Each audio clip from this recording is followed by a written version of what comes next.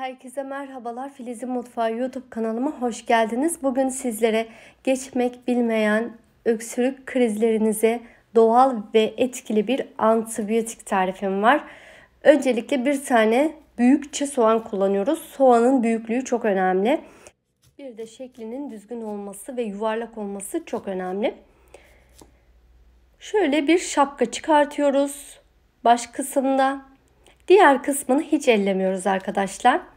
Bir tatlı kaşığıyla içini oyuyoruz. Çok aşırı delecek şekilde oymayın. Yine içi etli bir şekilde kalması gerekiyor. Soğanda bulunan güçlü antioksidan ve kükürt miktarının yapılan araştırmalara göre öksürüğe iyi geldiğini ortaya çıkarmıştır. Bu nedenle biliyorsunuz zaten soğan bir antibiyotiktir arkadaşlar. Sadece bu tarifte değil, yemeklerin yanında da soğanı bol bol tüketmenizi kış aylarında tavsiye ederim. Evet, soğanı bu şekilde oydum gördüğünüz gibi. Kesinlikle çok inceltmiyoruz. 2 diş sarımsak. Sarımsak da en az soğan kadar etkilidir. Geçmek bilmeyen öksürük krizlerinde doğal antibiyotiktir. Nefesinizi açar, astım ataklarını önler, karaciğerdeki yağ oranını azaltır. Evet, ne diyoruz? Evden soğanı ve sarımsağı eksik etmeyelim. Değerli takipçilerim, beni nerelerden izliyorsunuz? Hangi şehir, ülke, il, ilçe yoruma yazarsanız beni nerelerden izlediğinizi öğrenmiş olurum. Bu kullanmış olduğum malzemelerden herhangi birine alerjiniz varsa lütfen doktorunuzu danışmadan kullanmayınız. Hamileler, bebek emzirenler ve 2 yaş altı küçük bebeklerde kesinlikle doktorunuza danışmadan kullanmanızı tavsiye etmiyoruz. İyice kıymış olduğum sarımsağı oyduğumuz soğanın içerisine alıyoruz. Daha sonra zencefil kullanıyorum arkadaşlar. Taze zencefil, 10 gram zencefil kesiyorum bu şekilde. Kabuklarını iyice soyalım. Zencefilin faydaları grip, soğuk algınlığı, öksürük şikayetlerinde etkili bir ağrı kesicidir. Kabuklarını soydum ve yine aynı şekilde sarımsağı kıydığımız gibi kıyalım. Zencefil ayrıca sindirim sorunlarına iyi gelir. Uyku, yorgun kişilere ve çok üşüme olanları da bu sıkıntılardan kurtarır. Özellikle sık hastalanan çocukların soğuk algınlığı gibi sorunları ile başa çıkmada bağışıklık kazanmalarında önemli bir rol oynar. Mide ve bağırsaktaki gazı söktürür.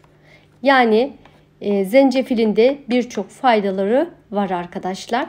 İyice incecik doğradım gördüğünüz gibi. Yine aynı sarımsağın üzerine alıyorum. Üzerine geçinceye kadar bal ekliyorum. Balı mutlaka doğal kullanın arkadaşlar. Öksürük sorunlarında bal tercih edilen ve fayda sağlayan besinlerden bir tanesidir. Bal boğazınızı yumuşatır ve boğaz ağrılarına iyi gelir, enerji verir. Bal da çok sağlıklıdır. Eğer ki şeker hastası, diyabetsiniz lütfen dikkatli kullanın. Doktorunuzu danışarak kullanmanızda fayda var. Evet, bu şekilde üzerine geçinceye kadar bal ekliyorum. Eğer yapar denerseniz yorumlarda görüş ve düşüncelerinizi belirtmeyi lütfen unutmayın. Sizlerin görüş ve düşünceleri benim için çok değerli ve çok kıymetli. 2 yemek kaşığı kadar ortalama bal ekledim arkadaşlar. Şöyle gördüğünüz gibi iyice karıştırıyorum.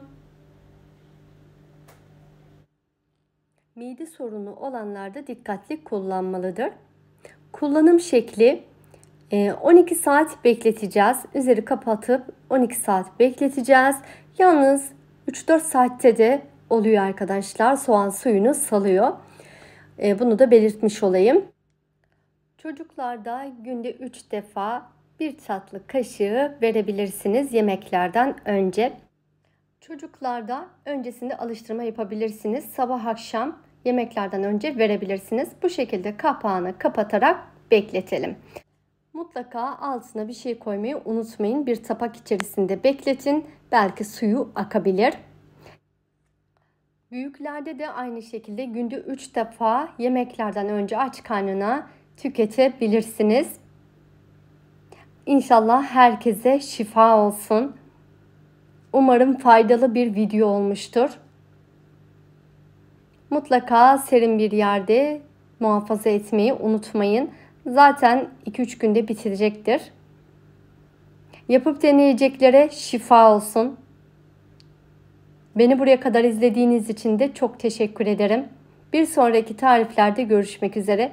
Kendinize çok iyi bakın. Sağlıkla kalın. Hoşça kalın.